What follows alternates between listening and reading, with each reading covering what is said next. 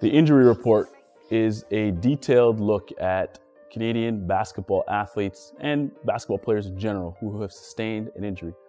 Unfortunately, basketball players out there, injuries are a part of the game. It's a fast-paced game, it's a physical game, and there are a lot of things that we can do to minimize our injuries as basketball athletes, but you cannot prevent them. They are inevitable. But what we can do, myself and my team at the Health Institute, is we can expedite your recovery from an injury with proper training, proper therapy, nutrition, habits. All of those things have a huge role to play in your recovery from any injury. On the first episode of the injury report, we're going to talk about meniscal injuries, okay? And we're going to highlight, unfortunately, the case of a young basketball player at the Illinois State, Meniscus McIntosh, who recently sustained a meniscus injury. Good news though, ladies and gentlemen, basketball players out and fans out there, it is taken care of surgically, and I'm going to talk to you a little bit about the different resources for when you sustain a meniscal injury. But first, we're going to talk about what it is, where it is, and stay tuned. So the meniscus sits inside the area right here where I'm outlining. It is sitting in the middle of the femur bone, which is coming from the top, the tibia bone, which is on the inside, and the fibula bone, which is on the outside. It basically sits in between those three bones, and its job is to absorb force from the bottom of the foot and the top of the muscles here.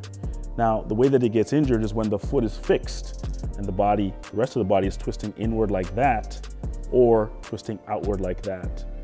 As I mentioned to you before, the meniscus sits just inside here. There's actually two of them. There's one that's on the inside that's called the medial meniscus, and then there's another one that's on the outside that's called the lateral meniscus. Both are super important for playing basketball, as I mentioned, for the absorption from jumping. And once it gets injured, it makes it very difficult for a basketball player to play at his or her highest level. So this is what a normal meniscus would look like. Nice and smooth. There's no issues with it at the moment, okay? And as I mentioned at the top of the injury report, Meniscus McIntosh has sustained a radial meniscal injury. As you can see, it's literally just a little swipe of the inside portion of the meniscus. And this, again, happened as a result of one part being fixed and then some rotational component of the upper body. This is an easy fix surgically, which is what he did, where the surgeon comes in and stitches this together, and he'll be back on the court in about 3 to 4 weeks.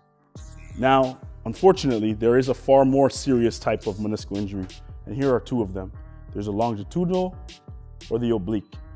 Forgot to mention at the top of the hour that the meniscus does not get a good blood supply, which makes it very difficult for it to heal on its own.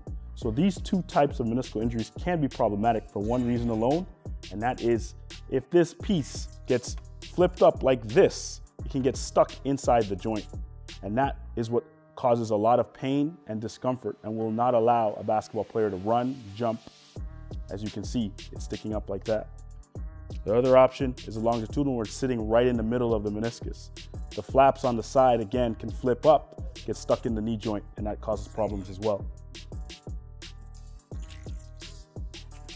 And lastly, unfortunately, at the end of a basketball player's career, you may have some degenerative meniscal injury. As you can see, the meniscus is frayed, it's old, it's tired, and it needs some TLC. If surgical intervention does not occur with any of these types of meniscal injuries, rehabilitation for the rest of the body needs to occur to maintain the health of the knee. And that's where I know that my team and I can help with something like a degenerative meniscal injury, like a radial meniscal injury, which is super important.